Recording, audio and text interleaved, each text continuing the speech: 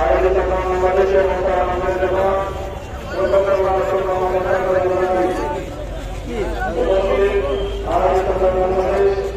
বাংলাদেশ আয়োজিত যুব সমাজের জানুয়ারি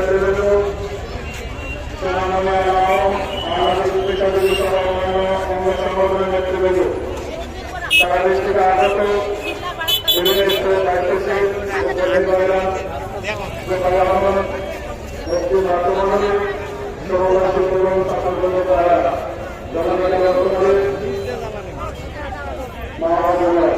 সবাইকে সুবিধা করছি বাড়িতে সরকারের পরিবেশে আমরা সমাবেত সুযোগ পেয়েছি। এজন্য আপনাকে আল্লাহ রাব্বুল আলামিনের শুকরিয়া আদায় করছি, আলহামদুলিল্লাহ। অপরাজিত দরুদ সালাম বর্ষিত হোক মুহাম্মদ রাসূলুল্লাহ সাল্লাল্লাহু আলাইহি ওয়াসাল্লামের প্রতি। সুপ্রিয় ভ্রাতৃমণ্ডলী, বাংলাদেশ আহলাদিস যুব সংঘের 4 দফা কর্মসূচি, চতুর্থটি হচ্ছে সমাজ সংস্কার।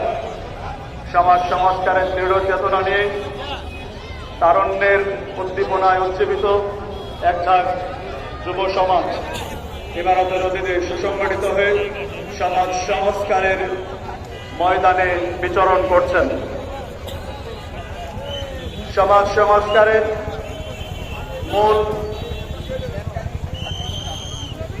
চেতনা আল্লাহ রাব্বুল আলামিন উল্লেখ করছেন সূরা জুমা 62 নম্বর সূরার 2 নম্বর আয়াত, ওয়াল্লাযী বা'আসা ফিল উম্মিয়িনা রাসূলাম মিনহুম ইয়াতলু আলাইহিম আয়াতিহি ওয়া ইউযাক্কিহিম ওয়া ইউআল্লিমুহুমুল কিতাবা ওয়াল হিকমাহ।